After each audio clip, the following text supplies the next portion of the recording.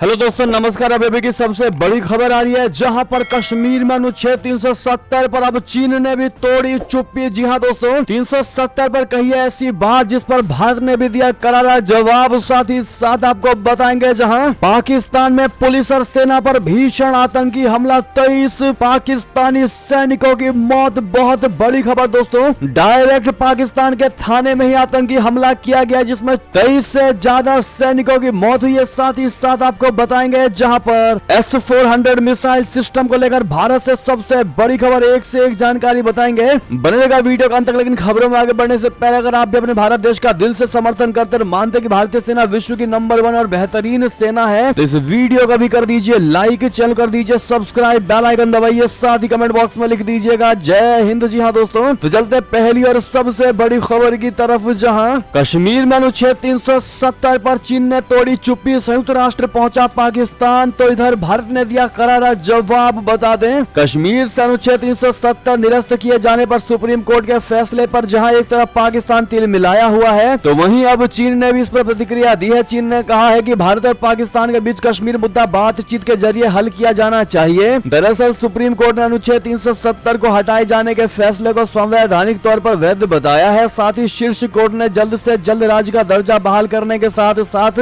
अगले साल 30 सितंबर तक विधानसभा चुनाव कराने का भी निर्देश दिया। चीनी विदेश मंत्रालय के प्रवक्ता माओ निंग ने इस मुद्दे पर चीन की प्रतिक्रिया मांगने वाले एक पाकिस्तानी पत्रकार के सवाल का जवाब देते हुए कहा कि कश्मीर मुद्दे पर चीन की स्थिति सुसंगत और स्पष्ट है। ये भारत और पाकिस्तान के बीच लंबे समय से चला आ रहा विवाद है और इसे संयुक्त राष्ट्र चार्टर, संयुक्त राष्ट्र सुरक्षा परिषद के प्रस्तावों और प्रासंगिक द्विपक्षीय समझौतों के मुताबिक शांतिपूर्ण तरीकों से उचित रूप से संबोधित किया जाना चाहिए। माओ ने कहा कि प्रासंगिक पक्षों को बातचीत और चर्चा के माध्यम से विवाद को सुलझाने और क्षेत्र में शांति और स्थिरता की रक्षा करने की आवश्यकता है। जी हां, इस बीच पाकिस्तान की सरकार अब जम्मू कश्मीर के मुद्दे को लेकर संयुक्त राष्ट्र मानवाधिकार परिषद पहुंच चुकी है, जहां उसको भारत ने करारा जवाब दिया। जी हां दोस्तों, भारत ने कहा कि इसकी बजाय पाकिस्तान अपने देश में अल्पसंख्यकों के मानवाधिकारों का उल्लंघन बंद करवाए और भारत की जमीन के अंदर सीमा पार आतंकवाद पर लगाम लगाए। भारत ये सुप्रीम कोर्ट के फैसला देने के बाद उसे पाकिस्तान की केयर टेकर सरकार और वहां के नेता बौखलाए हुए हैं। शहबाज शरीफ हो या बिलावल भुट्टो हो, सभी जहर भरे बयान दे रहे हैं। पाकिस्तान के विदेश मंत्रालय ने कहा कि भारतीय सर्वोच्च अदालत का फैसला हम नहीं मानते। पाकिस्तान ने कहा कि भारत को कश्मीर के दर्जे को एक तरफा तरीके से बदलने का कोई अधिकार नहीं है। दोस्तों, पाकिस्तान ने यह भी कहा कि वो इस पूरे मुद्दे को संयुक्त राष्ट्र से लेकर इस्लामिक देशों के संगठन OIC तक लेकर जाएगा। विशेषज्ञों का कहना है कि पाकिस्तान से ज्यादा भारत को चीन से खतरा बढ़ने जा रहा है। चीन ने भारत के 370 को हटाने के फैसले के बाद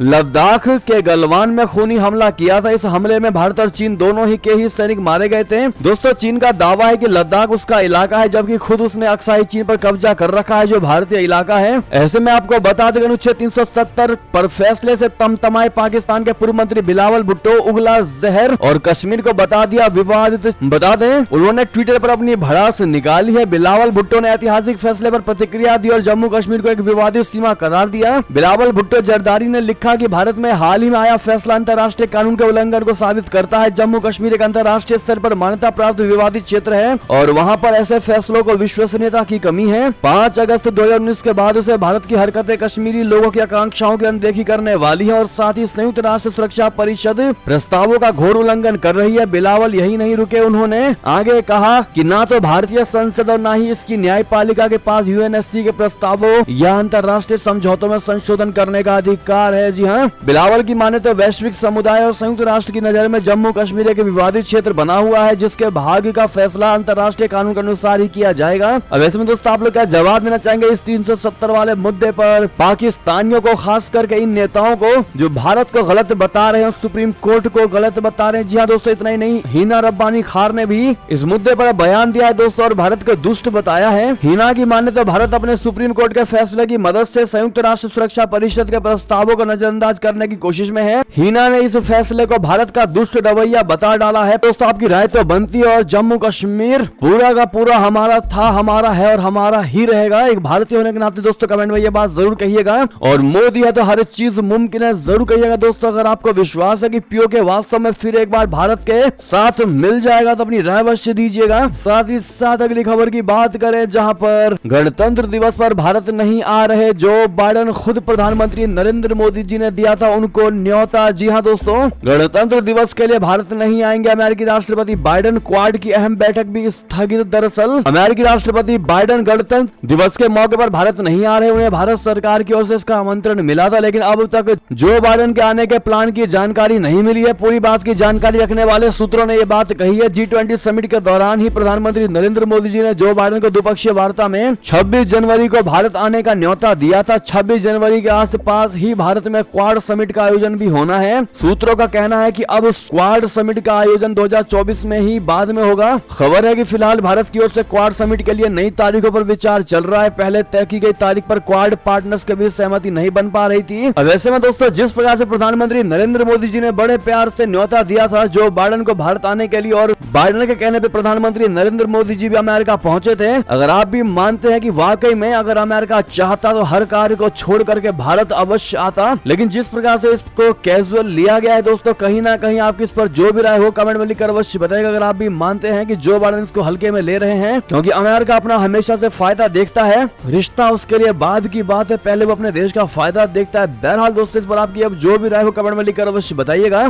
क्या रशिया जैसा दोस्त भारत का कभी अमेरिका बन पाएगा दोस्तों? लगता है आपको, बताइएगा जरूर। अगली खबर की बात करें, जहां पाकिस्तान से सबसे बड़ी खबर। जी हां, पाकिस्तान के थाने में बड़ा ही आतंकी हमला, कम से कम 24 पुलिस वाले मारे गए दोस्तों, सैनिक भी मारे गए और ये आंकड़े, मौत के आंकड़े लगातार बढ़ सकते हैं। बता दें, पाकिस्तान के खैबर पख्तूनख्वा के डेरा इस्माइल खान थाने में एक आतंकी हमले में कई दर्जन पुलिस वाले मारे गए हैं। आतंकी संगठन तहरीक जिहाद पाकिस्तान ने इस आतंकी हमले की जिम्मेदारी ली है। हमले में कम से कम 24 सिक्योरिटी पर्सनल मारे गए। हमले में कम से कम 5 सुसाइड बम अटैक करने वाले आतंकी भी मारे गए हैं। एसोसिएटेड प्रेस के अनुसार सुसाइड अटैकर ने पुलिस स्टेशन के मेन गेट पर अपने वाहन में विस्फोट कर दिया। सबसे पहले 3 पुलिस वालों के मौत की सूचना आई है, इसके बाद एक और पुलिसकर्मी की मौत हो गई। इस हमले में कम से कम 28 अन्य पुलिस वाले घायल हुए हैं जो गंभीर रूप से घायल हैं, और ताजा अपडेट के अनुसार हमले में कम से कम 24 सिक्योरिटी की मौत हुई है दोस्तों, जबकि करीब 34 घायल है। अब ऐसे में मौत के आंकड़े भी लगातार बढ़ सकते हैं, जिस प्रकार से सीरियस मामला है। अगली खबर की बात करें, जहां उमर अब्दुल्ला को बहुत बड़ा झटका, दिल्ली हाई कोर्ट ने खारिज की जम्मू कश्मीर के पूर्व मुख्यमंत्री की तलाक वाली याचिका। बता दें, दिल्ली हाई कोर्ट ने मंगलवार को नेशनल कॉन्फ्रेंस के नेता उमर अब्दुल्ला की तलाक की याचिका खारिज कर दी है। हाई कोर्ट ने कहा कि उनकी अपील सुनवाई योग्य नहीं है। जस्टिस संजीव सचदेवा और जस्टिस विकास महाजन की पीठ ने निचली अदालत के उस आदेश को बरकरार रखा जिसने अब्दुल्ला को तलाक देने से इनकार कर दिया था। हाई कोर्ट ने कहा कि निचली अदालत के 2016 के फैसले के खिलाफ जम्मू कश्मीर के पूर्व मुख्यमंत्री द्वारा दायर अपील में कोई दम नहीं है। जी हाँ, साथ ही साथ अगली खबर की बात करें, जहां पर भजन लाल शर्मा बने राजस्थान के नए मुख्यमंत्री। बीजेपी ने फिर चौंकाया, सारे अनुमान रह गए धरे के धरे। जी हाँ, राजस्थान को नया मुख्यमंत्री मिल गया है। भाजपा ने भजन लाल शर्मा को राज्य की कमान सौंपी है। छत्तीसगढ़ और मध्य प्रदेश की तरह भाजपा ने राजस्थान में भी सीएम पद के लिए अपने फैसले से सभी को चौंका दिया है। यहाँ भी सियासी पंडितों के सारे अनुमान धरे के धरे रह गए। किसी ने नहीं सोचा था कि भाजपा भजन लाल शर्मा को मुख्यमंत्री बनाएगी, लेकिन इस बार भी भाजपा ने सारे सियासी समीकरण का आकलन करते हुए सीएम के तौर पर नए चेहरे को मौका दिया है। भाजपा ने दिया कुमार और प्रेमचंद्र बैरवा को राजस्थान का डिप्टी सीएम घोषित किया है। राजस्थान की राजनीति में भजन लाल शर्मा एक बहुत बड़ा नाम है। अब वो राजस्थान के नए मुख्यमंत्री होंगे। शर्मा राजस्थान विधानसभा के सदस्य के रूप में सांगानेर विधानसभा क्षेत्र का प्रतिनिधित्व करेंगे। बहरहाल दोस्तों, भजन लाल शर्मा जिस प्रकार से राजस्थान के सीएम बनाए गए हैं, क्या आपको लगता है कि ये उचित निर्णय लिया गया है भारतीय जनता पार्टी की तरफ से? अगर हाँ तो फिर कांग्रेचुलेशन भजन शर्मा जी कहना मत भूलिएगा। साथ ही साथ एक और खबर आपको बताते हैं, जहां पर अमित शाह जी को इतिहास नहीं पता, उनसे उम्मीद भी नहीं कर सकता। जी हाँ, नेहरू को निशाना बनाने पर बरसे राहुल गांधी। दरअसल अमित शाह द्वारा कश्मीर पर गलतियों के लिए देश के पहले प्रधानमंत्री जवाहरलाल नेहरू को दोषी ठहराए जाने के एक दिन बाद कांग्रेसी सांसद राहुल गांधी ने कहा कि गृह मंत्री को इतिहास को फिर से लिखने की आदत है। दरअसल गृह मंत्री अमित शाह ने सोमवार को राज्यसभा में जम्मू कश्मीर आरक्षण विधेयक और जम्मू कश्मीर पुनर्गठन विधेयक पर हुई चर्चा का जवाब देते हुए आरोप लगाया था कि जम्मू कश्मीर को प्रथम प्रधानमंत्री जवाहरलाल नेहरू की गलतियों के कारण नुकसान उठाना पड़ा। इस क्रम में शाह ने असामयिक संघर्ष विराम और कश्मीर मुद्दे को संयुक्त राष्ट्र में ले जाने जैसे फैसलों को गिनाया। कांग्रेस के नेतृत्व में विपक्षी दलों के सदस्यों ने गृह मंत्री के जवाब के दौरान सदन में बहिर्गमन किया। राहुल गांधी ने अमित शाह के बयान के बारे में पूछे जाने पर संसद परिसर में संवाददाताओं से कहा कि पंडित नेहरू ने हिंदुस्तान के के लिए अपना जीवन दे दिया। वो वर्षों जेल में रहे अमित शाह जी को शायद इतिहास मालूम नहीं है। मैं उम्मीद भी नहीं करता कि उन्हें इतिहास मालूम होगा, क्योंकि वो इतिहास का पुनर्लेखन करते रहते हैं। उन्होंने दावा किया कि सिर्फ ध्यान भटकाने के लिए ये सब किया जा रहा है। जाति, जनगणना और भागीदारी तथा धन किसके हाथ में जा रहा है, यही बुनियादी और मुख्य मुद्दा है। ये लोग इन मुद्दों पर चर्चा नहीं करना चाहते हैं, इनसे भागते हैं। अब ऐसे में दोस्तों, जिस प्रकार से इस मुद्दे पर राहुल गांधी ने अपनी बात छेड़ी और अमित शाह जी को इतिहास की जानकारी नहीं रखने वाला बताएगा, इस पर आपकी जो भी राय हो बताइएगा जरूर। आप लोग क्या कहना चाहते हैं? साथ ही साथ ये टीवी की सारी बड़ी खबरें आपको हमारी खबर कैसी लगी? आशा करता हूँ बहुत अच्छी लगी होगी। अगर थोड़ी भी अच्छी लगी तो इस वीडियो को दोस्तों में, भाइयों में, साथियों में, रिश्तेदारों में शेयर अवश्य कर दीजिएगा। और अभी कर दीजिए इस वीडियो को लाइक, चैनल कर दीजिए सब्सक्राइब, बेल आइकन दबाइए, साथ ही कमेंट बॉक्स में लिख दीजिएगा जय हिंद जय भारत। और यहाँ तक बने रहने के लिए आप सभी का बहुत बहुत धन्यवाद। जय हिंद जय भारत।